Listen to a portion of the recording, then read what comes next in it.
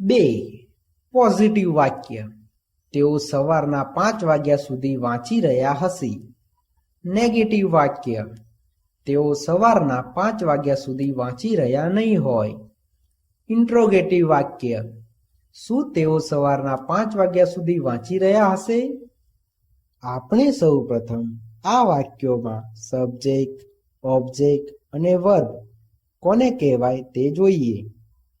આ વાક્યમાં તેઓ સબ્જેક્ટ છે, વાંચવું વર્બ છે અને આ વાક્યમાં ઓબ્જેક્ટ આપ્યો નથી. હવે આપણે ફોર્મ્યુલા પ્રમાણે પોઝિટિવ વાક્યનું અંગ્રેજી વાક્ય બનાવતા શીખીશું.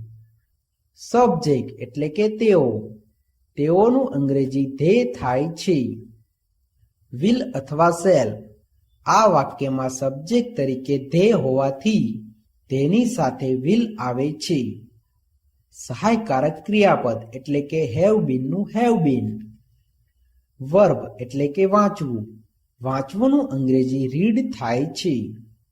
પરંતુ કન્ટિન્યુઅસ પરફેક્ટ ફ્યુચર ટેન્સના એક્ટિવ વોઇસના વાક્યોમાં ક્રિયાપદના મૂળ રૂપને આઈએનજી પ્રત્યે લાગતો હોવાથી રીડનું રીડિંગ થાય છે. આ વાક્યમાં ઓબ્જેક્ટ આપ્યો નથી. અધર વર્ડ્સ એટલે કે સવારના 5 વાગ્યા સુધી. સવારના 5 વાગ્યા સુધીનું અંગ્રેજી ટીલ મોર્નિંગ 5 AM થાય છે. આમ આ વાક્યનું અંગ્રેજી They will have been reading till morning 5 AM એવું થાય છે.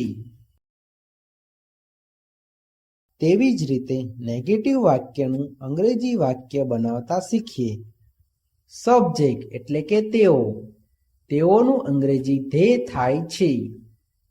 વિલ અથવા શેલ. આ વાક્યમાં સબ્જેક્ટ તરીકે ધે હોવાથી તેની સાથે વિલ આવે છે. નોટનું નોટ. સહાયકારક ક્રિયાપદ એટલે કે હેવ બીનનું હેવ બીન. વર્બ એટલે કે વાંચવું.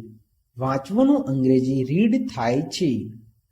પરંતુ કન્ટિન્યુઅસ પરફેક્ટ ફ્યુચર ટેન્સના એક્ટિવ વોઇસના વાક્યોમાં ક્રિયાપદના મૂળ રૂપને આઈએનજી પ્રત્યે લાગતો હોવાથી રીડનું રીડિંગ થાય છે.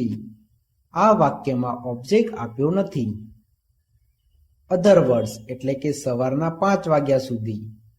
સવારના 5 વાગ્યા સુધીનું અંગ્રેજી ટીલ મોર્નિંગ 5 AM થાય છે. આમ આ વાક્યનું અંગ્રેજી They will not have been reading till morning 5 AM એવું થાય છે. તેવી જ રીતે ઇન્ટ્રોગેટિવ વાક્યનું અંગ્રેજી વાક્ય બનાવતા શીખીએ. વિલ અથવા શેલ. આ વાક્યમાં સબ્જેક્ટ તરીકે ધે હોવાથી તેની સાથે વિલ આવે છે. સબ્જેક્ટ એટલે કે તેઓ. તેઓનું અંગ્રેજી ધે થાય છે. સહાયકારક ક્રિયાપદ એટલે કે હેવ બીનનું હેવ બીન. વર્બ એટલે કે વાંચવું. વાંચવાનું અંગ્રેજી રીડ થાય છે. પરંતુ કન્ટિન્યુઅસ પરફેક્ટ ફ્યુચર ટેન્સના એક્ટિવ વોઇસના વાક્યોમાં ક્રિયાપદના મૂળ રૂપને આઈએનજી પ્રત્યે લાગતો હોવાથી રીડનું રીડિંગ થાય છે. આ વાક્યમાં ઓબ્જેક્ટ આપ્યો નથી. અધર વર્ડ્સ એટલે કે સવારના 5 વાગ્યા સુધી. સવારના 5 વાગ્યા સુધીનું અંગ્રેજી ટીલ મોર્નિંગ 5 AM થાય છે. આ ઇન્ટ્રોગેટિવ વાક્ય હોવાથી વાક્યની પાછળ ક્વેશ્ચન માર્ક આવે છે. આમ આ વાક્યનું અંગ્રેજી will they have been reading till morning 5 AM એવું થાય છે.